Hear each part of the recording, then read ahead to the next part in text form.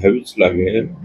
सरकार पावलं योग्य उचलते, परंतु यातला मुख्य आका जो आहे तो आका लवकरात लवकर पकडला गेला पाहिजे. आणि ज्या अर्थी हे आका आतापर्यंत आकावर फक्त कशाची खंडणीचीच गुन्हा आहे ना, खंडणीच्या गुन्ह्याला फार लवकर जामीन मिळते, पटकन यायचं, जामीन व्हायचं, निघून जायचं.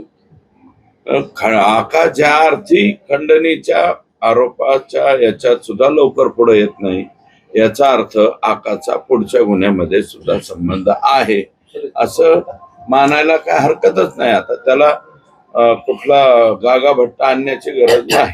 मात्र काल त्यांच्या मिसेसची देखील चौकशीसाठी बोलवण्यात आलं होतं. सीआयडीने त्यांची 2-2.5 तास चौकशी केली. राष्ट्रवादीचे जिल्हाध्यक्ष राजेश्वर चव्हाण यांची देखील चौकशी केली. नेमकं या चौकशीकडे कसं पाहता आणि हे खरंच योग्य दिशेने तपास सुरू आहे का, आणि आणखी काय काय केलं पाहिजे?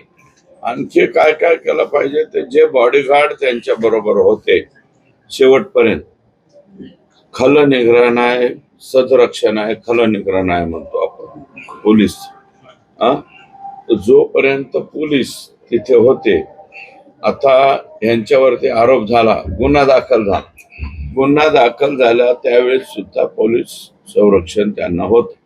मग त्या पोलिसाचं बॉडीगार्डचं काम काय होतं?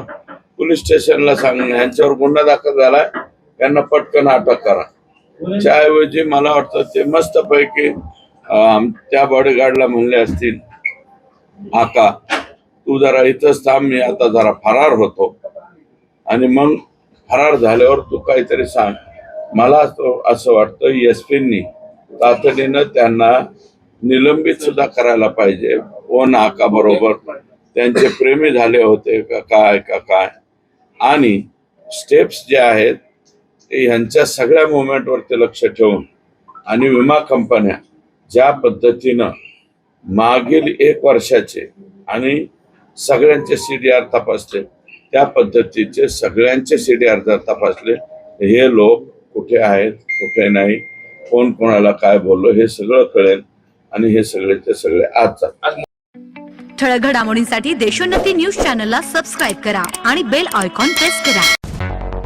मुंबई, पुणे, नागपूर, मराठवाडा असो का विदर्भ, राजकीय, सामाजिक, शैक्षणिक क्षेत्र असो का क्रीडा, सर्वच घडामोडीचे विश्लेषण पाहायला विसरू नका.